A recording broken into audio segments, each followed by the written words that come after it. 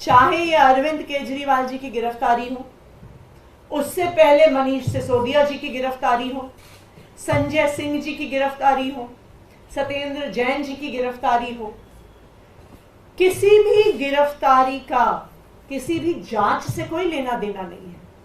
अगर जांच से लेना देना होता तो आज जांच भारतीय जनता पार्टी की हो रही होती, क्योंकि साउथ लॉबी के शराब कारोबारियों का सीधा लेना देना भारतीय जनता पार्टी से। लेकिन यह पूरी तथाकथित जांच सिर्फ और सिर्फ आम आदमी पार्टी पर हमला करने के लिए है, अरविंद केजरीवाल पर हमला करने के लिए है, दिल्ली की चुनी हुई सरकार को गिराने के लिए है, अरविंद केजरीवाल और उनकी आम आदमी पार्टी को लोकसभा चुनाव में प्रचार करने से रोकने के लिए है। आज कैलाश गहलोत जी को बुलाया है, क्या पता कल मुझे बुलाएं, परसों सौरभ जी को बुलाएं, उसके बाद एक एक करके आम आदमी पार्टी के हर नेता, हर विधायक, हर कार्यकर्ता पर झूठे आरोप लगाकर उनको समन भी करेंगे, उनके घर रेड भी करेंगे, उनको गिरफ्तार भी करेंगे। ये भारतीय जनता पार्टी की साजिश है।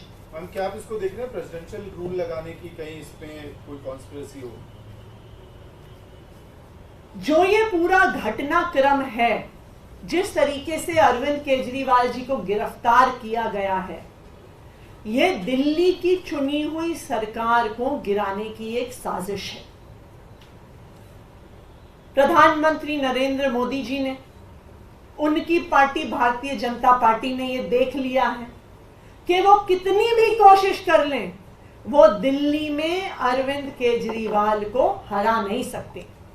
एक के बाद एक, चाहे 2015 का चुनाव हो, 2020 का चुनाव हो, पिछले साल का एमसीडी का चुनाव हो, भारतीय जनता पार्टी ने यह देख लिया है कि हर षड्यंत्र के बाद भी वो अरविंद केजरीवाल को हरा नहीं सकते हैं।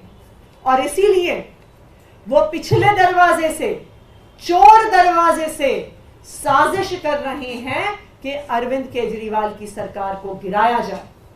और इसीलिए अरविंद केजरीवाल को गिरफ्तार किया है, कोई जांच करने के लिए नहीं, कोई एक्साइज पॉलिसी की इन्वेस्टिगेशन के लिए नहीं, पर एक लोकप्रिय चुने हुए मुख्यमंत्री और उनकी सरकार को डिस्टेबलाइज करने के लिए। अभी खबर आई कि ईडी ने जलबोर्ड के मामले वाले केस में भी चार्जशीट फाइल कर दी है।